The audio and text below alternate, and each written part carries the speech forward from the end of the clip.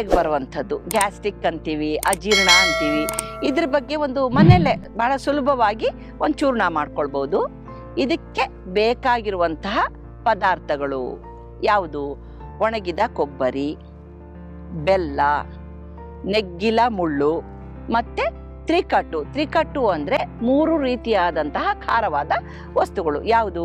ಹಿಪ್ಪಲಿ, ಕಾಳು ಮೆಣಸು ಮತ್ತು ಒಣಗಿದ ಶುಂಠಿ, ಒಣ ಶುಂಠಿ ಅಂತ ಹೇಳ್ತೀವಲ್ಲ, ಇದು 3. ಇದಕ್ಕೆ ತ್ರಿಕಟ್ಟು ಅಂತ ಹೇಳ್ತೀವಿ.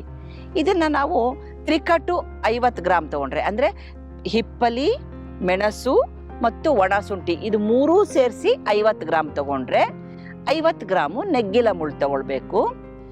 ಆಮೇಲೆ 50 ಗ್ರಾಮು ಒಣಗಿದ ಕೊಬ್ಬರಿಯನ್ನು ತಗೊಳ್ಬೇಕು, 50 ಗ್ರಾಮು ಬೆಲ್ಲವನ್ನು ತಗೊಳ್ಬೇಕು. ಇದಿಷ್ಟನ್ನು ಪ್ರತ್ಯೇಕವಾಗಿ ಪುಡಿ ಮಾಡ್ಕೊಳ್ಳೋ ಅಂಥದ್ದು.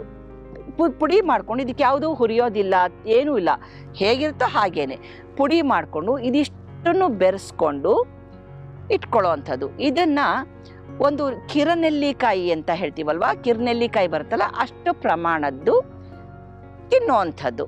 ಯಾವುದಕ್ಕೆ? ಹುಳಿ ತೇಗಿನ ತೊಂದರೆಗೆ, ಅಜೀರ್ಣ ಆಗುವಂಥದ್ದಕ್ಕೆ. ಇದನ್ನು ತಗೊಳ್ಳೋದ್ರಿಂದ, ನಿಯಮಿತವಾಗಿ ಇದನ್ನು ಬಳಸೋದ್ರಿಂದ ಆ ಒಂದು ತೊಂದರೆ ಪರಿಹಾರ ಆಗುತ್ತೆ. ಅಜೀರ್ಣ ಆಗೋದು ಮತ್ತು ಹುಳಿ ತೇಗ್ ಬರೋದು ಪರಿಹಾರ ಆಗುತ್ತೆ. ಎಷ್ಟು ಈಸಿಯಾಗಿದೆಯಲ್ಲ ಈ ಒಂದು ಪದ್ಧತಿ.